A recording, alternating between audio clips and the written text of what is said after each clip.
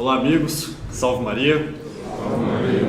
Com essa palestra eu tenho a intenção de poder dar um parâmetro, uma visão panorâmica do que é a história do Brasil e Portugal e mostrar como a história de Portugal, a história do Brasil, é a história do catolicismo nos domínios do Império Português. E o nosso papel dentro dessa tradição e a tradição da qual somos herdeiros. Cada um de nós somos herdeiros de uma grande nação, com grandes feitos, que muitas vezes não temos consciência. E eu quero dar uma pequena introdução panorâmica, passando aí por 800 anos, em coisa de 1 hora, e que vocês possam aprender alguma coisa nesse sentido. Agradecer ao Diogo, agradecer ao Dom Rodrigo a oportunidade de estar aqui com vocês. O projetor que eu consegui não é dos mais fortes, mas o link dos slides da conferência, eles estão nos grupos. Então, se vocês puxarem pelo celular, no grupo Amigos do Controvérsia, nos grupos sede-vacantistas que nós estamos, vocês vão conseguir acompanhar melhor. Tudo bem? Muito bem. Eu pretendo passar a história do Brasil e Portugal entremeando com os Lusíadas. Os Lusíadas foi um livro escrito por Camões e ele é simplesmente a nossa Ilíada, uma Ilíada portuguesa. Um grande livro que conta todos os grandes feitos de Portugal, da fundação até as grandes navegações. Cessem do sábio grego e do troiano as navegações grandes que fizeram. Cale-se de Alexandro e de Trojano a fama das vitórias que tiveram. Que eu canto o peito ilustre lusitano, a quem Netuno e Marte obedeceram. Cesse tudo o que a musa antiga canta, que outro valor mais alto se alevanta. Vós, tenro e novo, ramo florescente de uma árvore de Cristo mais amada, que nenhuma nascida do ocidente, cesárea ou cristianíssima chamada. Vede-o no vosso escudo, que presenta a vós, mostra a vitória já passada, na qual vos deu por armas e deixou, as que ele para si na cruz tomou. A vocação de Portugal é evangelizar o mundo inteiro.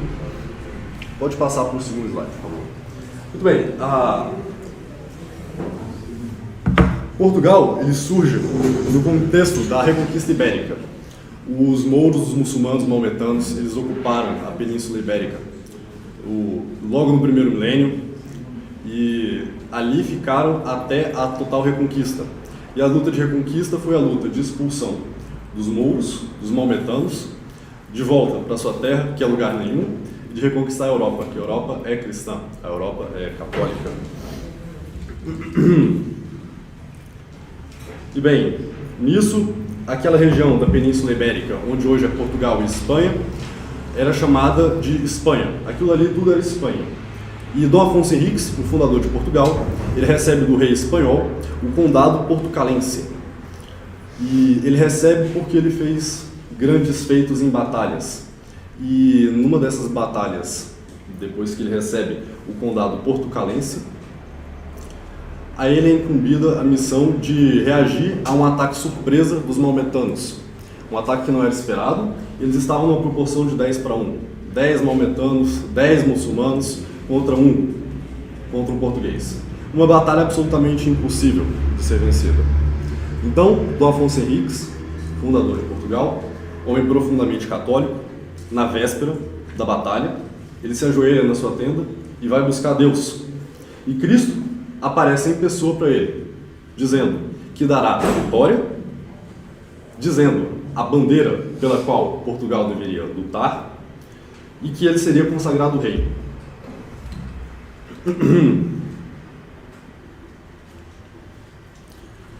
E aí, quero ler para vocês o pedaço dos Lusíadas.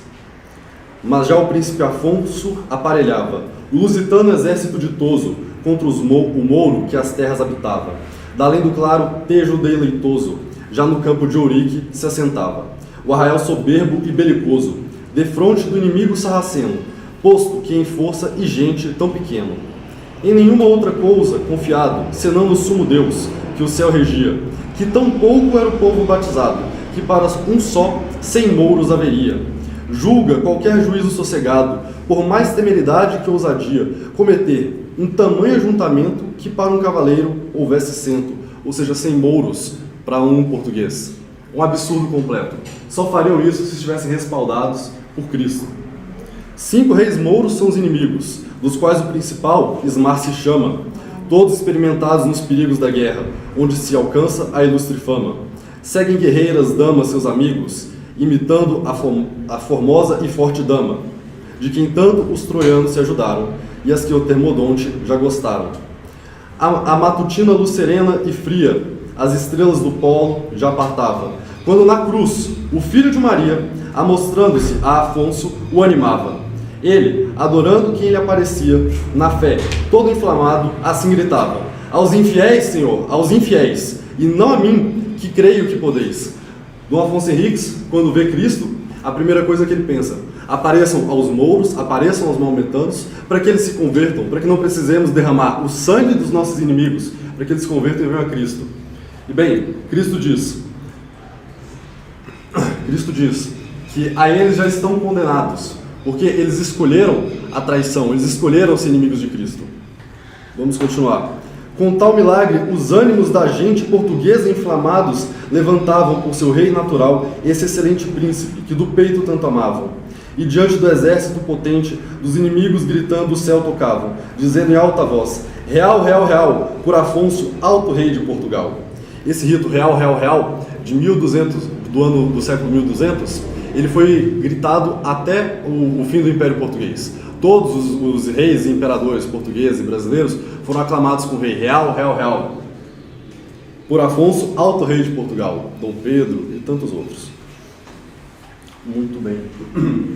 Aqui nas imagens, vocês conseguem ver no slide 2, Dom Afonso Henriques saindo da tenda que encontra Cristo. No alto dos slides que vocês estão acompanhando, a cruz de Cristo, a batalha, a quantidade imensa de mouros e ele, olhando a Cristo. E isso é muito interessante porque Dom Afonso Henriques ele fez um juramento solene para o bispo, dizendo o que ele viu naquele dia. E esse é um documento registrado, porque as pessoas começaram a achar que poderia ser uma história mitológica, uma história que ouviram dizer, mas não, ele foi e escreveu. Gostaria de ler para vocês e continuar comentando. Eu, Dom Afonso, rei de Portugal, vi a Deus, nosso Senhor Jesus Cristo, posto em uma cruz nesta forma. Eu estava com meu exército nas terras de Alentejo, no campo de Ourique, para pelejar com Ismael e outros 4 reis dos mouros, que tinham consigo infinitos milhares de homens. Tinha um livro na minha tenda. Abri-o e li nele a vitória de Gedeão. E disse ante mim: vós sabeis, Senhor Jesus Cristo, que por vosso amor faço esta guerra contra vossos inimigos. Gideão também foi um que lutou em grande desvantagem, e o Senhor deu a ele a vitória. Vós sabeis, Senhor Jesus Cristo, que por vosso amor faço esta guerra contra vossos inimigos, e que na vossa mão e esta dar-me-á a minha fortaleza para que vençamos aqueles blasfemadores de vosso nome. Logo então vi um velho que se vinha para mim e dizia: Afonso, confia, porque viverás e desbaratarás estes reis, e quebrantarás os seus poderes, e o Senhor se te há de mostrar. Vencerás, vencerás e não serás vencido. Já na segunda vigília da noite, ao ouvir, então armado com a espada e escudo, saí do arraial, e vi subitamente para a parte direita, contra o oriente, um raio resplandecente, e o resplandecer crescia pouco, e um pouco mais. E quando parte, pus os olhos com eficácia, logo no mesmo raio, mais claro que o sol, vejo o sinal da cruz, e Jesus Cristo nela crucificado. Vós a mim, Senhor, porque a quem já crê em vós, quereis acrescentar a fé. Melhor seria que nos vejam os infiéis e creiam, e não eu, que com a água do batismo vos conheci, e conheço pelo verdadeiro Filho da Virgem e do Padre Eterno. Profunda piedade de Dom Afonso Henriques. Não te apareci desta maneira para te acrescentar a fé, disse Jesus Cristo, mas para fortalecer o teu coração neste conflito, e para estabelecer e confirmar sobre firme pedra os princípios do teu reino. Veja, os princípios do teu reino. Esse princípio que vai perdurar durante toda a história de Portugal, todos os 800 anos. Confia, Afonso, porque não somente vencerá estas batalhas, mas todas as outras, em que pelejares contra os inimigos da cruz. Todas as batalhas que tu lutares contra o inimigo da cruz, sendo tu o amigo de Cristo, tu vencerás. Peço-te que com o nome de rei entres nesta batalha. Fabricarás o teu escudo de armas com a divisa do preço com que eu comprei o gênero humano, e com que eu fui comprado dos judeus. Aqui, vamos mostrar rapidamente o slide. Pode passar o slide, por favor. Mais uma. Aqui. Vou ler esse pedaço para vocês. Pelo que mando a meus sucessores que tragam por divisa e insígnia 5 escudos partidos em cruz, por amor da cruz e das 5 chagas de Jesus Cristo, e em cada um 30 dinheiros de prata. E essa será a divisa da nossa nobreza, em toda a nossa geração. E se alguém, algum dia, atentar a alguma coisa, seja maldito do Senhor e com Judas, traidor, atormentado no inferno. Então, nosso Senhor Jesus Cristo revela a Dom Afonso Henriques a bandeira de Portugal. Esse é um dos modelos, e são 5, vocês vejam, 1, 2, 3, 4, 5, 6. São 5 escudos em formato de cruz, e nós contamos os escudos assim. E cada um deles vai ter a quantidade equivalente às 30 moedas de prata. Portanto, Portugal tem a possibilidade de servir a Cristo e as suas 5 chagas, de servir e evangelizar todo o povo, todo o mundo, ou então de se juntar a Judas, ao diabo e ser o inimigo da cruz. Essa é a vocação, é a bênção e também a maldição de Portugal. Benditos que te abençoarem, malditos que te amaldiçoarem. Algo nessa natureza. Volta um slide, por favor, Felipe.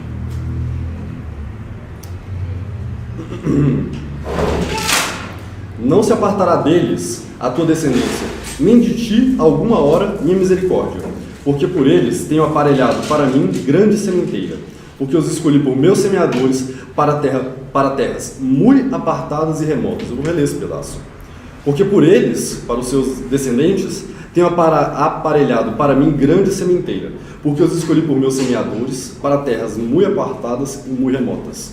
Então Jesus Cristo, 300, 400 anos, dizendo o que Portugal faria em todo o mundo. Quantas nações evangelizaria? Aqui nesse pedaço já está o nosso Brasil, que foi descoberto pelos portugueses.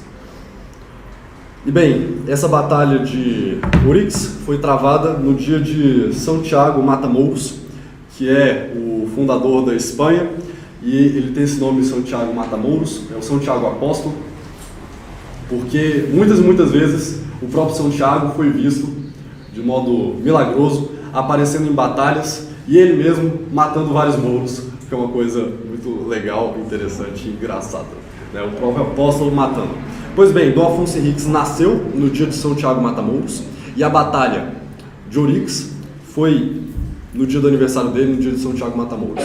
Milagrosamente, ele vence a batalha contra todas as possibilidades, é aclamado rei e funda a grande nação portuguesa.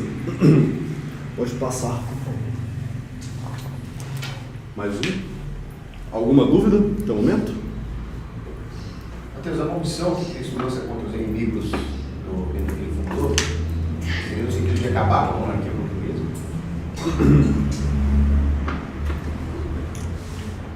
Seria no sentido de que aqueles monarcas que forem fiéis a Cristo permanecerão como monarcas, e os que não forem fiéis a Cristo não permanecerão como monarcas. Isso aconteceu mais de uma vez na história de Portugal, na história do Brasil também, que é o sucessor. Aqui, na história do Brasil, podemos ressaltar Dom Pedro II, que covardemente perseguiu o bispo Dom Maria Vital, participou mais ou menos como São Paulo, vendo o martírio de Estevão, viu também o martírio de Dom Vital. Então, o que aconteceu com ele, o Cogos? Logo ele perde a sua coroa. E bem, a geração que funda Portugal, a dinastia que funda Portugal, a dinastia que se consolida em Avis, não é a dinastia que mais prospera Portugal, porque em determinado momento perdem a fé. E outros que mantêm a vocação verdadeira de Portugal reassumem a coroa. Nós vamos chegar nesse ponto já já.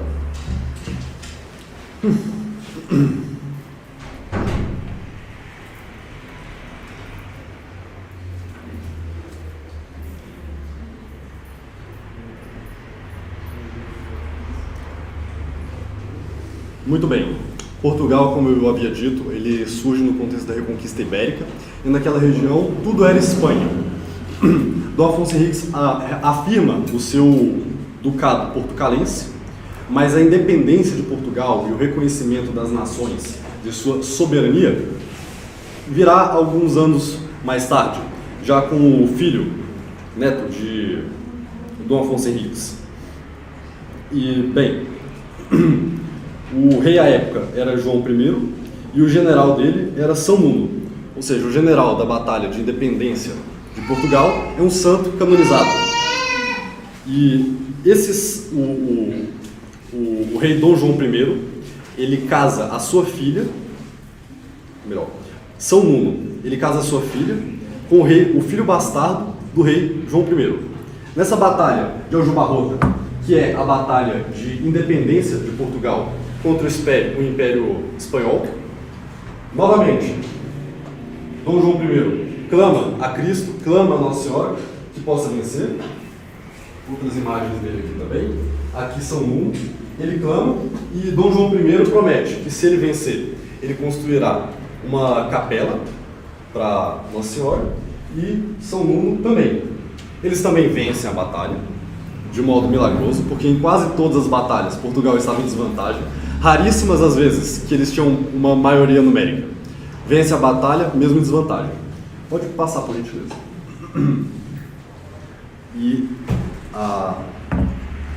esta aqui da esquerda é a igreja que Dom João I constrói em agradecimento à promessa, e aqui São Nuno constrói.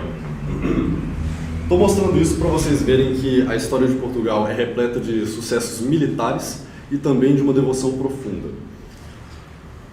Como eu dei o início, a dinastia de Avis, ela tinha a bênção inicial e ela foi perdida por conta da infidelidade dos sucessores. Mas quando o general São Nuno casa a sua filha com o filho bastardo do rei Dom João I, funda-se a dinastia de Bragança, a Casa de Bragança. E vocês vejam que o fundador da Casa de Bragança é um bastardo do rei. Isso vai ser um pouco importante aqui para frente.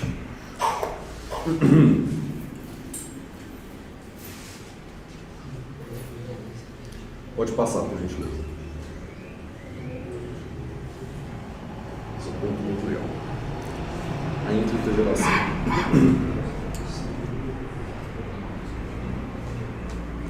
Bem, Portugal expulsa os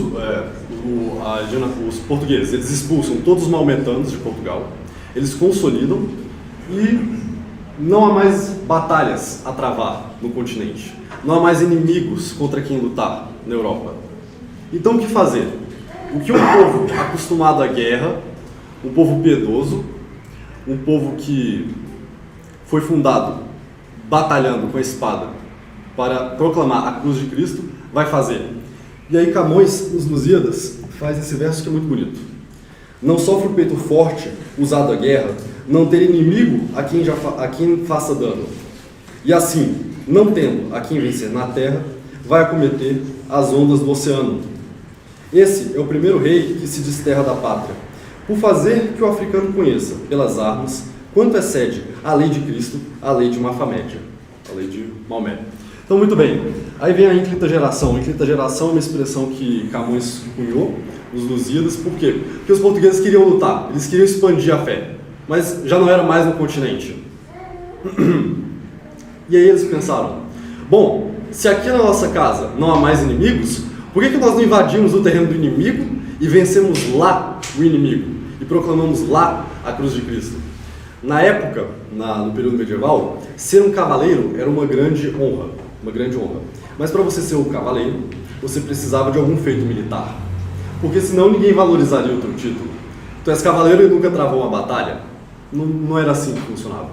E eles quiseram, os filhos do rei quiseram lutar na África. Então, no norte da África tem um pontinho, uma cidade chamada Ceuta, que era de posse muçulmana.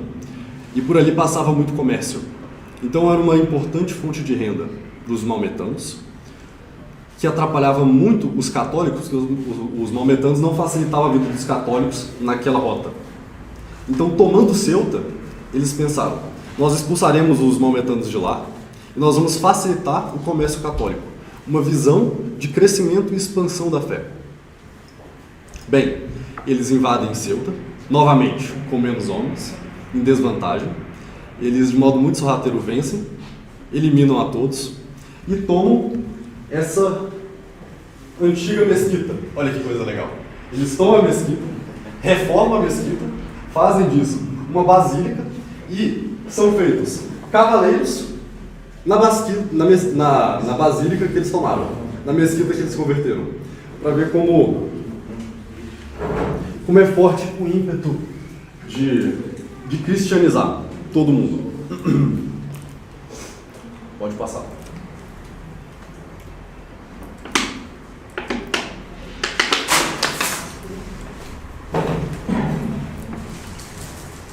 Muito bem. Então, na nossa linha do tempo, aqui estamos mais ou menos no ano 1400. Portugal acaba de expandir os seus domínios para além do continente, acaba de atravessar o mar entre a Europa e a África, já dá seus primeiros passos nas navegações e conquista seu primeiro território fora de Portugal. Como expandir a fé? Se não há mais terra. Se não há mais terra, iremos por mar. Então Portugal começa algo que nunca antes foi feito na história da humanidade, algo completamente revolucionário, inovador, que são as grandes navegações. Nós não temos noção do que é o feito hoje, porque a gente pega um avião, independente do que aconteça, e atravessa o mundo em 12, 20 horas. Na época não era assim, e não se conhecia o mundo europeu não conhecia nada além do Cabo Bojador, de início. Aqui para mostrar. Ceuta é bem aqui, no norte. Esse é o Cabo Bojador, que por conta das correntezas, nunca antes ninguém havia passado, porque ele faz a coisa de um jeito que ele sempre joga de volta para a costa e eles não conseguiam romper.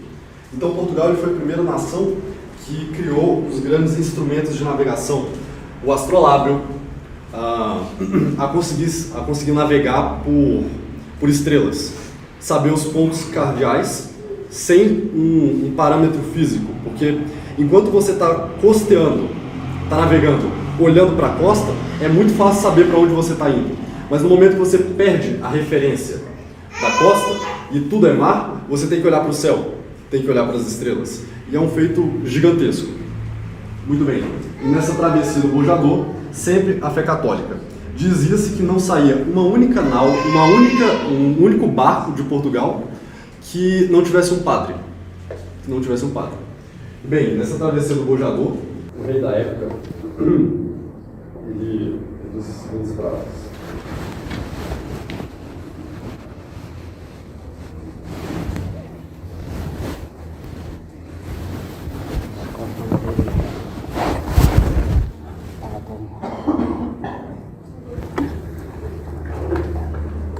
Bem, ele incumbe um dos infantes da corte de fazer essa travessia.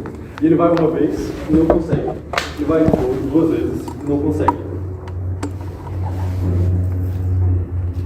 E ele diz, pela cruz de Cristo, tu irás, porque precisamos expandir a fé católica. E pela terceira vez ele vai e aí ele consegue. É impressionante mesmo. Aqui uns trechinhos do museu para a gente aproveitar. Vós portugueses, poucos quanto fortes, que o fraco poder vosso não pesais. Vós, que à custa de vossas várias mortes, além da vida eterna dilatais. Assim do céu deitadas são as sortes, que vós, por muito poucos que sejais, muito façais na santa cristandade, que tanto, ó Cristo, exaltas a humildade.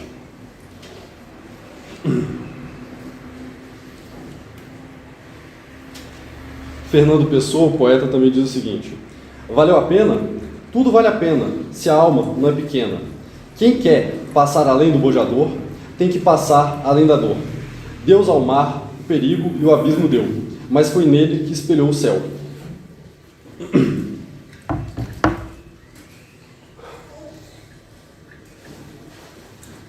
Tem bastante coisa para falar a respeito disso, que o Cabo Bojador ele é aqui em cima O Cabo da Boa Esperança é aqui embaixo e aí consegue-se o acesso às Índias, do lado de lá. E acho que por hora é isso. Pode passar o slide, por favor. Aí algumas histórias bem curiosas sobre a evangelização dos portugueses. Os portugueses, eles cristianizaram o Congo. E esse aqui é o rei congolês. Os missionários jesuítas, eles estiveram no Manaus e começaram a entrar no rio e foram, até que encontraram um povo. Aí esse povo achou estranho, eles começaram a conversar, converteram esse povo e tornou o reino congolês católico. Um dos reis de Portugal, ele diz: o rei do Congo é meu irmão em armas. Que é uma coisa muito bonita de pensar que não havia preconceito entre portugueses e negros e coisas dessa natureza. Bem, Portugal foi a nação que mais deu mártires à fé católica desde o Império Romano. Porque Portugal evangelizou basicamente boa parte do mundo desconhecido da época. Na Ásia, Japão, Vietnã, China, Coreia do Sul de certa forma, Congo, Algarves, Brasil, evidentemente. São muitos os santos e os mártires. Aqui são alguns mártires em Nagasaki, que os japoneses mataram muitos católicos por lá. Os mártires de Nagasaki. Aqui figuras dos jesuítas chegando em terras japonesas. Bem, é isso. E devido a toda a fidelidade do Reino de Portugal, a Igreja Católica, a Santa Sé e o Papa, eles concederam muitas regalias a Portugal, devido a toda essa ajuda. A primeira delas é o padroado. O padroado é uma instituição em que permitia que o rei de Portugal pudesse nomear e ordenar bispos em todos os seus domínios, o que é um poder que somente Portugal e Espanha tinham.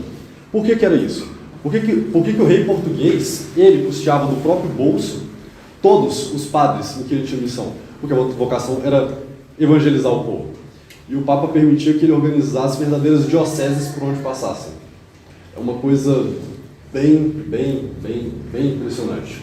Como os reis portugueses estavam dispostos a usar patrimônio pessoal, a entrar em dívidas e muitas vezes beirar a falência por querer expandir a fé católica. É uma coisa pouco vista em outros países. Como Portugal, não há nada dessa forma. E também tem o Patriarcado de Lisboa. Pode passar aí, Felipe? Cadê o Robert? Bom, o Patriarcado de Lisboa é uma regalia concedida pelo Papa a Portugal, e o Robert, que é o nosso cerimoniário, vai me dar uma breve parte. É a participação especial. Participação especial. Bom, o patriarcado, ou patriarca, ele é um dos títulos que a Igreja concede, que o Romano Pontífice concede a certos bispos e arcebispos, certo? O Papa, né, ele é conhecido, um dos títulos do Romano Pontífice, né, além de bispo de Roma, primaz da Itália, servo dos servos de Nosso Senhor Jesus Cristo, é ser o patriarca do Ocidente. Esse título, né, ficou bastante tempo no Anuário Pontifício, tentando fazer o nosso tema, o Concílio Vaticano II.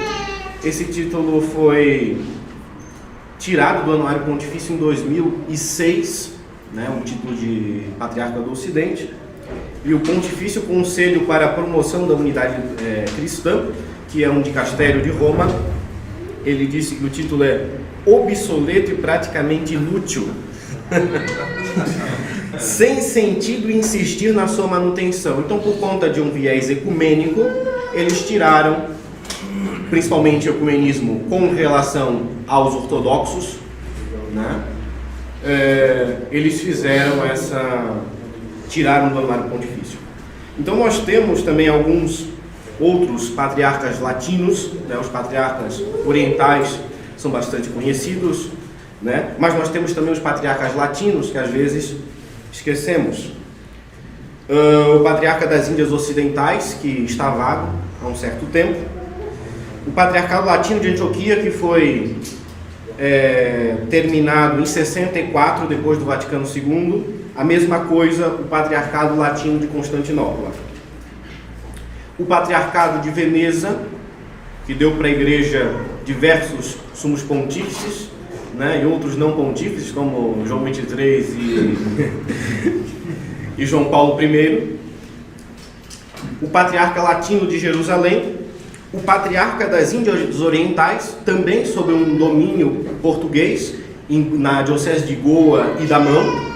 E o Patriarca de Lisboa, que seria esse privilégio que nós vamos falar aqui um pouquinho, né?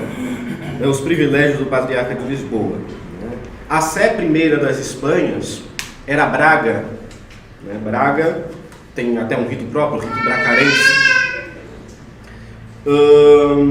A partir do momento que a Sé de Lisboa ela é elevada a Sé patriarcal, o arcebispo de Lisboa fica acima do próprio arcebispo de Braga e é ele que compete a unção do rei de Portugal. Por exemplo, o arcebispo de Lisboa, né, a Sé de Lisboa,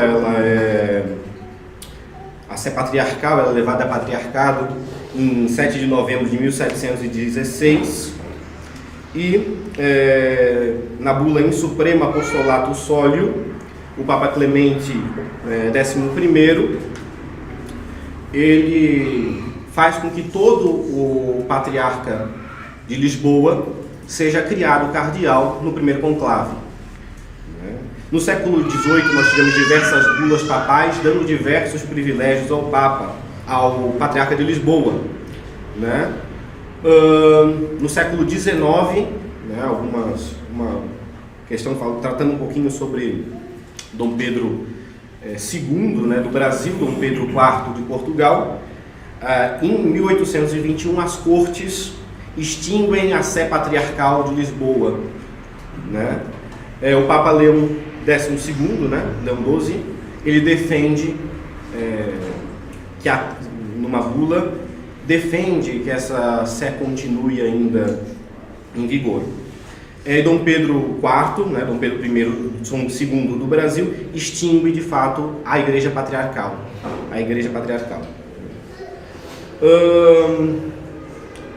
Continua assim o patriarcado, né, mas por conta do padroado houve de fato uma grande interferência do Estado português nessas questões religiosas, como aconteceu no Brasil. As coisas de fato só vão melhorar um pouco com o cardeal Dom Manuel Cerejeira, né, que é bastante famoso. Né, ele conseguiu arrumar os seminários em Portugal, a Sé e tudo mais. Bom, o Patriarca de Lisboa, ele tem dignidades assim que nenhum outro patriarca tem. Ele, por exemplo, ele tem o direito, né, além da nomeação de cardeal, direito de, mesmo antes de ser cardeal, usar as vestes cardinalícias e usar o galeiro de púrpura antes de ser criado cardeal, isso no seu brasão episcopal. Nos brasões, a tiara papal, depois, foi um outro privilégio que foi dado, dele utilizar a tiara papal. Pode passar o slide, depois vai ter que voltar para isso. Então, o brasão do Patriarca de Lisboa, esse aqui com a tiara papal. Só que no lugar das chaves, né, a cruz patriarcal. Aqui, né, no brasão ele tem direito a usar a tiara papal, e os patriarcas de Lisboa usavam uma mitra com 3 tiaras, similar ao triregnum do Romano Pontífice, a tiara papal. A ele foi dado também o direito de utilizar a sede gestatória, aquele trono onde o Romano Pontífice é carregado por 12 homens, porém o Patriarca de Lisboa é carregado apenas por 8. Os usos dos flabelos pontifícios, pode voltar?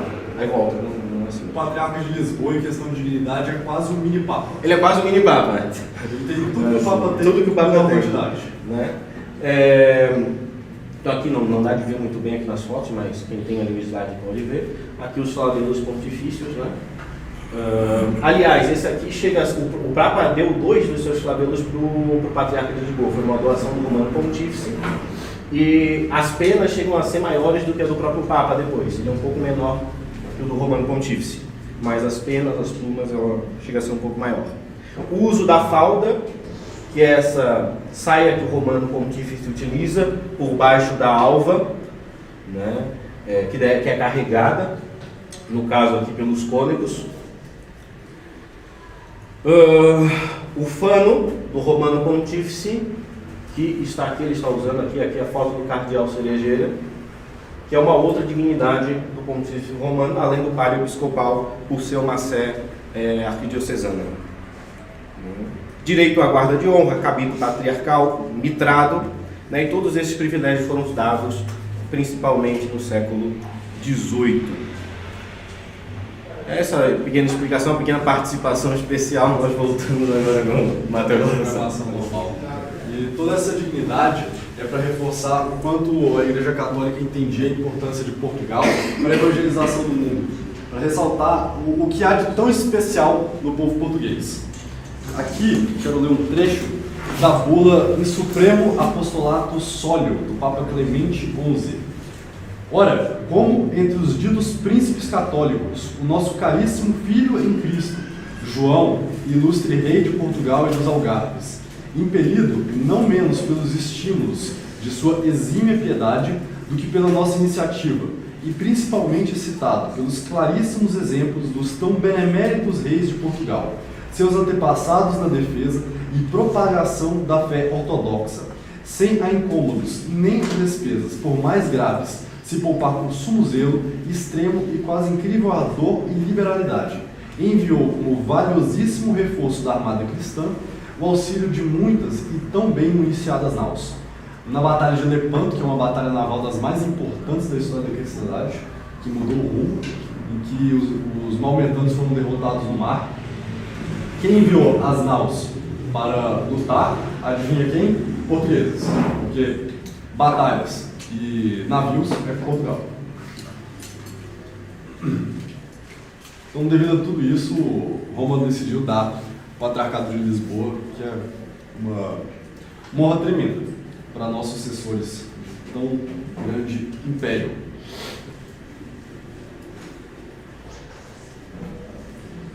Mais um pouco de Lusíadas.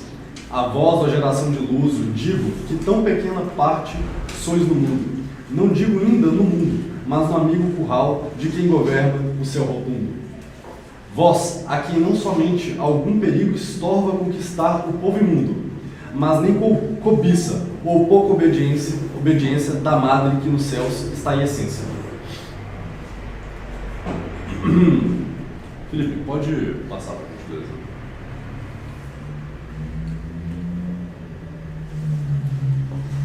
Bem, chegamos ao descobrimento do Brasil. Descobrimento do Brasil.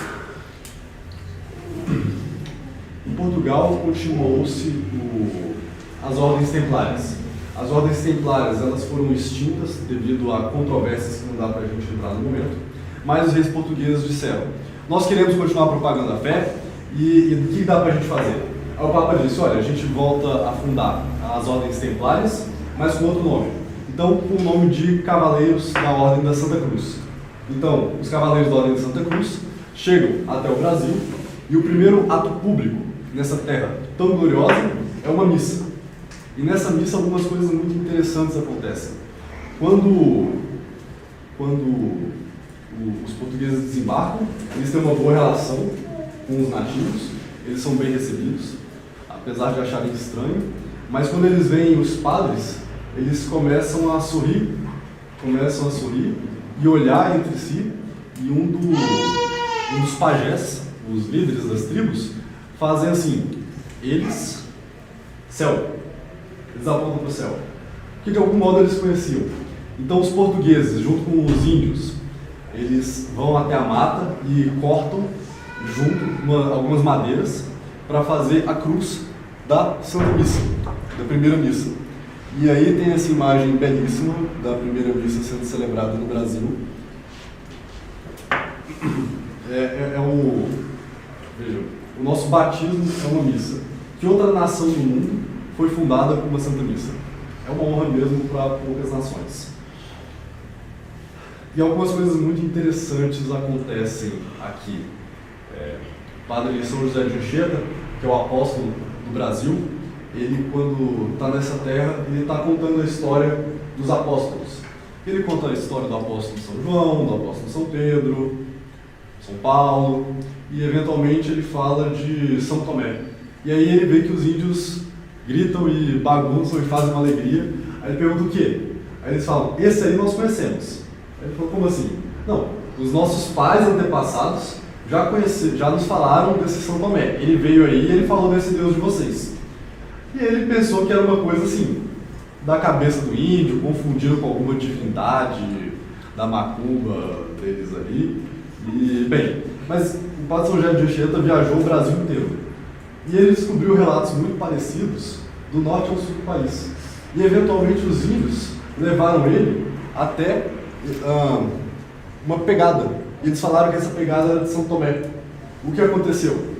São Tomé, uma certa vez, foi evangelizar uma tribo indígena. Os índios rejeitaram São Tomé e perseguiram São Tomé. E São Tomé começou a correr dos índios. Nisso, ele pisa na pedra de frente ao rio, o rio se abre e as flechas que atiram contra São Tomé se desviam milagrosamente. Nesse momento, os índios jogam os arcos no chão e se convertem. E ali fica a pegada de São Tomé. Tem uma no Espírito Santo, uma na Bahia e mais alguns locais tem registros arqueológicos que atribuem a São Tomé. E os índios contaram aos padres jesuítas, olha só, quando alguém está doente, a gente leva lá no rio. Aí ele pisa na pegada do São Zumé e fica curado. Olha que coisa assim, inacreditável, né? Na América tem muitas histórias assim. Dom Bosco, ele teve algumas visões. Dom Bosco, ele teve algumas visões de evangelização aqui nas Américas. E uma das visões que ele teve seria de índios abraçando uma roupa preta. Muito bem, vários anos depois, os missionários dele chegam nas Américas e assim que os índios veem os homens de preto, eles se jogam no chão e se convertem. Porque eles falaram o seguinte, passou aí um tal de São Zumé e disse que quando chegassem os homens de preto, eles trariam para nós o verdadeiro Deus. Então, o catolicismo pré-descobrimento nas Américas é uma coisa muito impressionante mesmo. Pode passar para frente. Bem, eventualmente, por uma questão de sucessão, um dos reis de Portugal, o rei Dom Sebastião, ele se perde, ele desaparece na batalha de Alcácer Quibir, 1560, mais ou menos. E aí, como ele não tinha filhos, o trono passa para o irmão, e o irmão era cardeal. E ele era cardeal, então não tinha filhos. E ele não tinha ninguém para suceder o trono. E nessa controvérsia acontece a União Ibérica, e a Espanha assume o reino de Portugal durante 60 anos. E na restauração do trono de Portugal, quem restaura é a dinastia de Bragança. Lembra que eu falei para vocês? O sucessor do bastardo. O sucessor do bastardo, ele restaura a nação de Portugal. E antes da batalha de restauração de Portugal, ele consagra Portugal a Nossa Senhora da Imaculada Conceição, 400 e poucos anos antes do dogma ser proclamado. E ele diz, se eu vencer essa batalha, nunca mais o rei de Portugal usará a coroa na cabeça, porque a coroa agora é da Imaculada Conceição, Nossa Senhora da Imaculada Conceição. Então, de Dom João IV em diante, nenhum rei usa a coroa, porque a coroa de Portugal é Nossa Senhora. Eu tenho um trecho para ler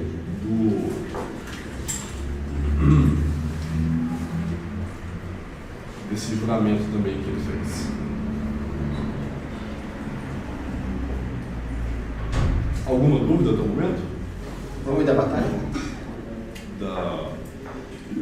Da restauração? restauração, só um minutinho.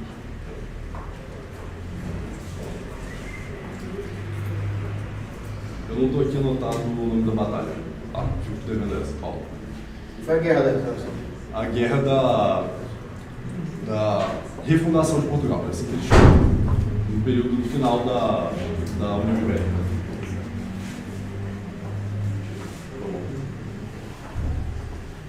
E da mesma maneira prometemos e juramos com o príncipe e Estado de confessar e defender sempre, até dar a vida sendo necessário, que a Virgem Maria, Mãe de Deus, foi concebida sem pecado original, esperando com grande confiança que por meio desta Senhora, Deus nos ampare e defenda de nossos inimigos para a glória de Cristo, nosso Deus, exaltação da nossa santa fé católica, conversão das gentes e redução dos hereges.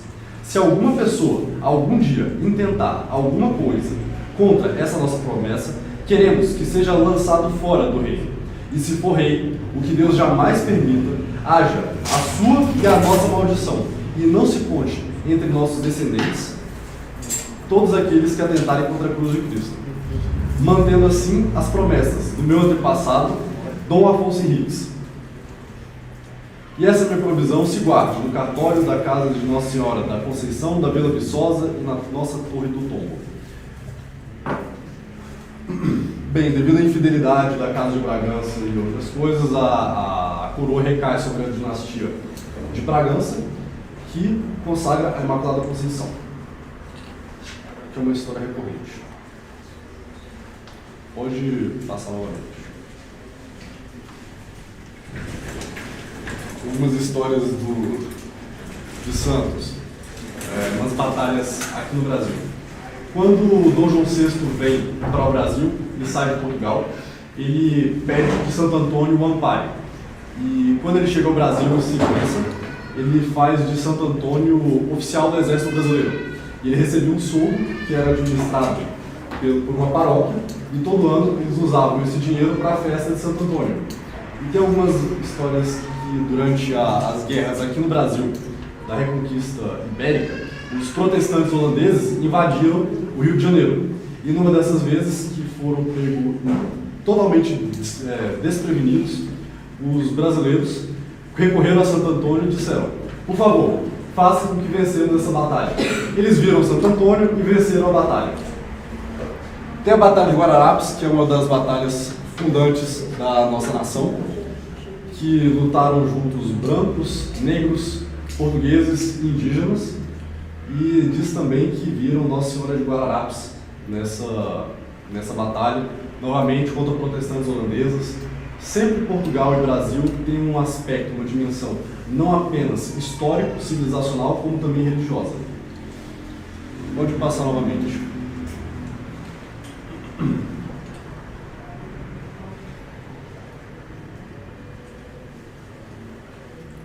Bom.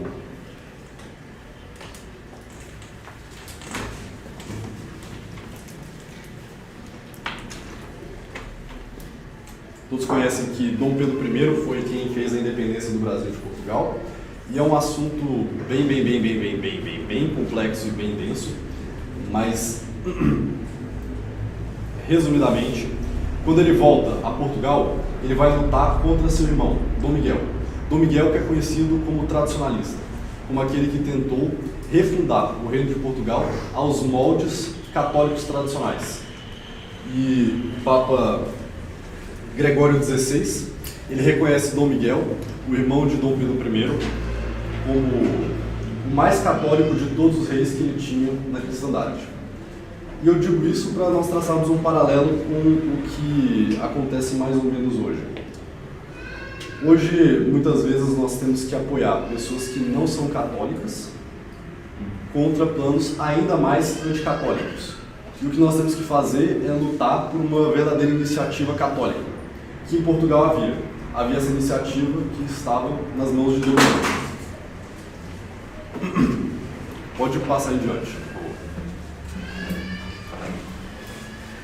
Avançando ainda mais, a princesa Isabel, ela consagra o Brasil a Nossa Senhora novamente e entrega uma coroa à Nossa Senhora Aparecida. Então a coroa de Nossa Senhora Aparecida quem deu foi a princesa Isabel, dizendo o seguinte: Eu, diante de vós, sou uma princesa da terra, e me curvo, pois és a rainha do céu, e te dou tão nobre presente, que é uma coroa, que seria igual à minha. E se eu não me sentar no trono do Brasil, rogo que a senhora se sente nele por mim e governe perpetuamente o Brasil.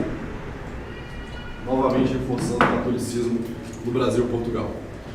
E uma coisa muito interessante também é que quando a princesa Isabel liberta os escravos aqui no Brasil, o povo fica tão feliz que resolve fazer uma imagem, uma estátua para a princesa Isabel, chamada de Isabel a Redentora. E ela diz, eu não. Se vocês querem fazer uma estátua, pois que façam de Cristo. E daí que vem o Cristo Redentor. Foi um pedido da princesa Isabel para que não reconhecesse a ela a glória, mas fosse dado por Cristo. Passa em diante, por favor. Já caminhando para a conclusão. São Pio X autoriza e então coroa Nossa Senhora como Rainha do Brasil em 1904. Foi a primeira vez que o Santuário de Aparecida reuniu cerca de 15 mil pessoas, 12 bispos e centenas de sacerdotes para a coroação da imagem de Nossa Senhora. Mais adiante, por favor.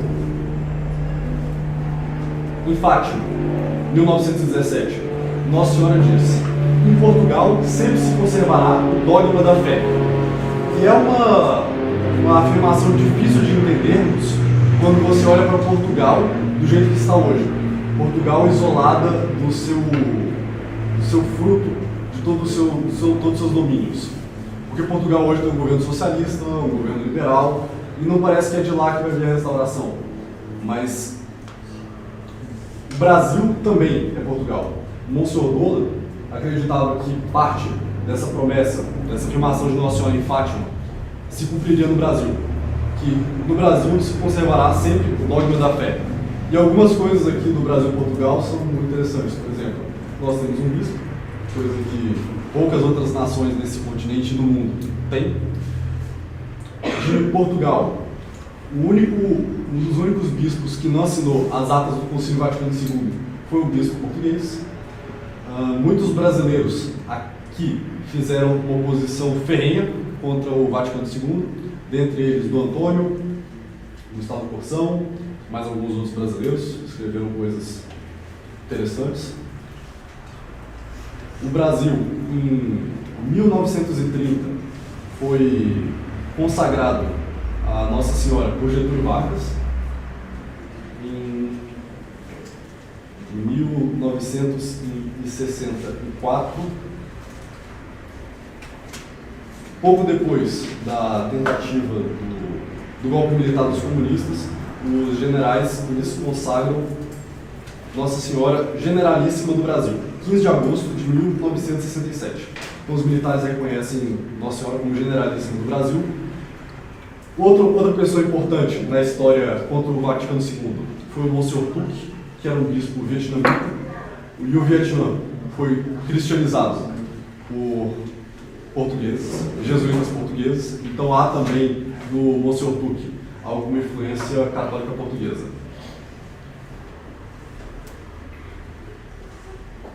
Pode passar adiante, por favor. Duas aparições, brevemente, aqui no Brasil, de Nossa Senhora. Nossa Senhora de Simples, em 1930, e Nossa Senhora das Lágrimas, em 1936. Nossa Senhora do Simbre, em Pernambuco, e Nossa Senhora das Lágrimas, em Campinas. Nossa Senhora de Simples, ela apareceu para crianças, tem uma história muito interessante dela contada no livro, que eu vou disponibilizar depois da conferência, que ela diz basicamente que o Brasil precisa fazer penitência, senão cairá nas garras do comunismo. E Nossa Senhora das Lágrimas, em Campinas, em 1936, ela diz a mesma coisa, basicamente: façam penitência, que o Brasil é meu, e coró, porém, penitência para o Brasil não cair nas garras do comunismo.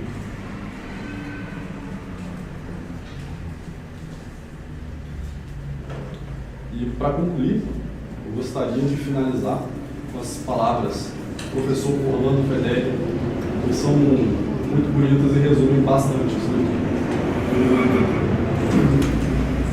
Porém, o que dá unidade e inteligibilidade à história de nossas nações hispânicas é esse movimento único, a reconquista, as navegações e as bandeiras.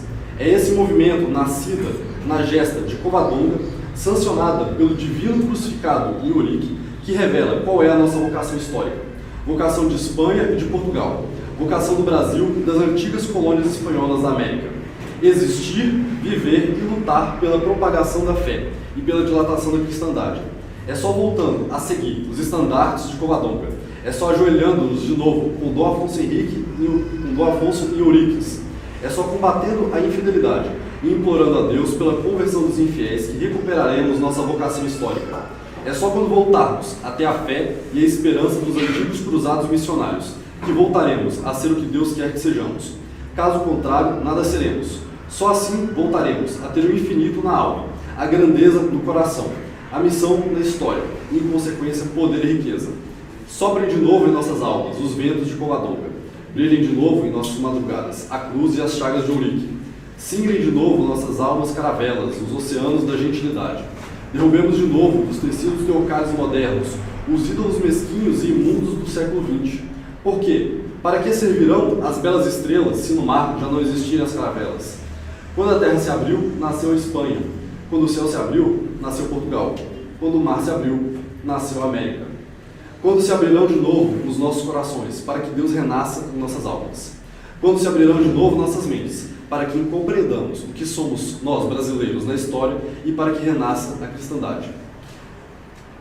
Nesse 5º centenário da América Católica, roguemos a Deus que, por misericórdia, sopre de novo em nossas pobres almas os ventos históricos de Covadonga, que Ele nos livre do espírito do ecumenismo destruidor de fé, ecumenismo que mata nossa alma cruzada e esteriliza nossa alma missionária. Que Ele nos liberte do espírito de orgulho e de inveja do nacionalismo, doutrina fratricida e destruidora da cristandade. Pode avançar? Ótimo. Então, nós somos católicos, nós viemos de uma tradição, de um povo que batalhou todas as batalhas para expandir a cruz de Cristo. E nós, como sucessores do Império Brasileiro Português, temos essa mesma missão. É isso que eu tinha para apresentar para vocês. Muito obrigado a todos.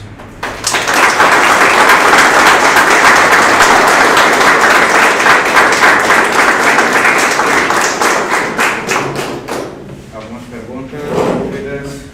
Todo mundo já conhecia toda a história do Brasil aí, já? Da Princesa Isabel, Dom Miguel. Uma dúvida. Você disse que Getúlio Vargas consagrou o Brasil a Nossa Senhora. Numa questão assim religiosa, Vargas era aquele monstro que... Esse tema aí é complicado de comentar. Não, isso é outra história. Mas eu só ressaltei esse fato para mostrar que Princesa Isabel consagrou o Brasil a Nossa Senhora, Vargas, os militares. Em Portugal tiveram várias consagrações. Assim, é uma nação que foi consagrada por todo mundo, várias vezes, de diversas formas. Então, Matheus, parabéns aí pela exposição, muito bem esclarecedora. Questão assim do como está distorcida a história, né? Que isso tudo que você colocou aí você não encontra de maneira nenhuma no livro do MEC. Não pode esquecer, né? Isso daí nem se comenta. Eu queria só a questão assim, e isso que eu vou falar é o que está no livro do MEC hoje, que é ensinado nas escolas, qualquer escola do Brasil vai ensinar essa linha que é mais... Que o Brasil não vale nada, que o pessoal só queria saber de dinheiro, de mulheres, eu digo especificamente da questão do descobrimento. O descobrimento eles colocam lá que o Pedro Álvares Cabral ia procurar pimenta na Índia. Isso, aí se perdeu no meio do caminho, né? Essa é a história oficial. Porque o pessoal gostaria de se jogar no mar, com uma chance de 80% de morrer, Isso, de né? voltar pobre, ou, né, de se lascar inteiro para ir arrumar pimenta na Índia. Claro que não é isso. Claro que não é isso. Nós buscamos. Outro historiador muito bom, por isso que vai falar um pouco, é Gustavo Barroso. Quer falar agora ou... E a carta dele, basicamente, é a dele que trata Como é? escreveu, Sim, é uma carta verdadeira. Eu tivesse mais uma hora, talvez falasse da carta, mas eu tive que dar uma apressada aqui. E a carta de Pero Vaz de Caminha diz aquilo que eu falei sobre qual foi a reação dos índios ao receber os missionários. É a certidão de nascimento do Brasil, brevemente. A igreja tem algum posicionamento oficial com relação à possível vinda de São Tomé no Brasil? Não, oficial não, mas são muitos relatos de muitas fontes diversas. Uma coisa importante que eu esqueci de comentar, e é bem importante, apenas 2 nações tinham um padroado, Portugal e Espanha. O padroado da Espanha foi extinto por volta de 1890 e o padroado português foi extinto por Paulo VI, 1970, alguma coisa. Ou seja, o último padroado ainda existente no mundo, tecnicamente é português, e isso pode indicar bastante coisa pra gente. Não foi extinto, na verdade. Não foi extinto, esse é o Não meu tá ponto. Não está extinto. Foi essa dúvida? A minha pergunta, você quase respondeu, mas eu queria mais uma explicação. Dom Pedro I ainda era um católico verdadeiro, porque na época que a gente estudou, né, no caso, a gente aprendeu como um dos maiores heróis do Brasil, né? E hoje a gente vê, ele parece que fala que é um traidor. Parece que desandou, né? Parece que desandou, não sei. Não foi bom. Em 30 segundos.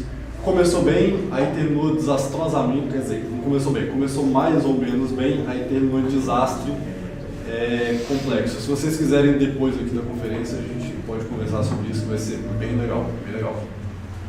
Você falou do Monsieur Dono e você falou que ele acredita que tanto que a herança de Portugal, ela também, de alguma maneira domina no Brasil.